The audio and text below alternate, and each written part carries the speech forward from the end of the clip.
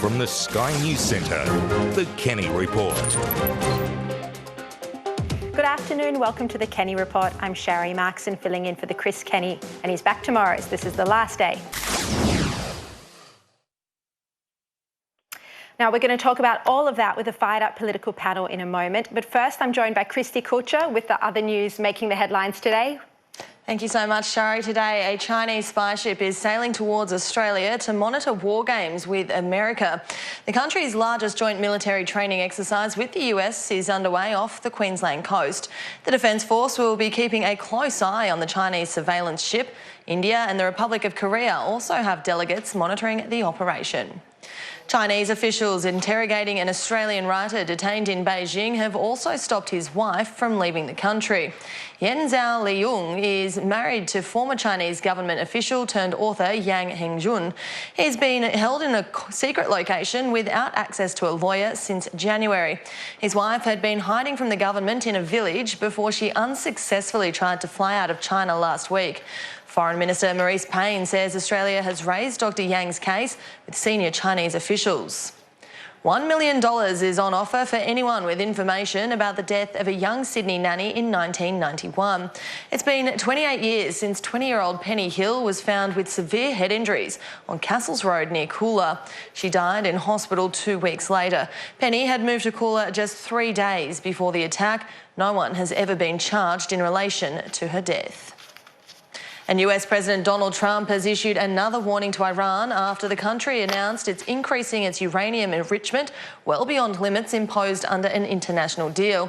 The move is the latest in a series of escalations between Washington and Tehran following an attack on an oil tanker in the Gulf of Oman last month. President Trump says Iran is on notice. That's all the news that I have for you now. Iran better be careful, because you enriched for one reason, and I won't tell you what that reason is, but it's no good. They better be careful. That's all the news that I have for you now, Shari, but I will be back next hour with some more. Thanks, Christy. Look forward to seeing you then.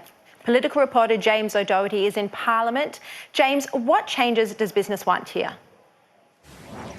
There are 6 things in particular, Shari, that business are asking for, making the case for reforms to industrial relations law, and not wholehearted and big reforms, they say, just things that could be tinkered with by the government to make things easier for business. On the wish list from the Australian Industry Group, the passage of the Ensuring Integrity Bill to crack down on militant unionists, a better definition of casual employees, making sure that they remain casual and not have access to permanent employee benefits, changes to enterprise agreements, and more transparency about workers' entitlement funds. And perhaps most contentiously, a review of unfair dismissal laws. Bosses say that it's too difficult to sack rogue employees. This is something that LNP backbencher Luke Howard suggested could be on the agenda, but was slapped down by a frontbencher Simon Birmingham.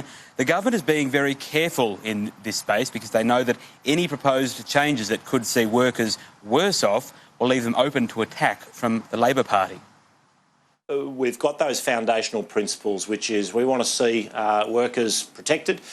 We want to see it being evidence-based. We want to see that there'll be improvements through any changes that might be proposed. So we're taking a very cautious and objective approach here. This is a government that is obsessed with further undermining workers' entitlements. That's its agenda. They don't like trade unions. They don't like organised labour. Now, we've just spoken about freedom of the press. Another essential freedom in a democracy is freedom of labour to organise. James, in the meantime, pensioners are making their own list of demands on deeming rates. That's right. This is all regarding the deeming rate, which is what the government believes pensioners to be earning or deems pensioners to be earning on their money in a number of trusts. Now, that deeming rate is fairly significantly above the rate of the cash rate, the RBA cash rate. This is in the spotlight because of multiple successive cuts to the interest rate, while the deeming rate has remained the same. Pensioners are now calling on the government to reduce the deeming rate, and there are now calls that there should be an independent body to oversee this rate. The government going forward needs to consider whether or not an independent body is appropriate. My position is that, sure, you should consider it, but it is the government's decision. This has been the way the deeming rates have been set for a very long time, and obviously, and this is why we're very mindful of this issue, obviously in a low interest rate environment, there are more concerns around it. We absolutely understand that. With growing calls that this is a pensioner tax by stealth, the government is set to act on this in the coming days, Shari. Thank you for that update, James.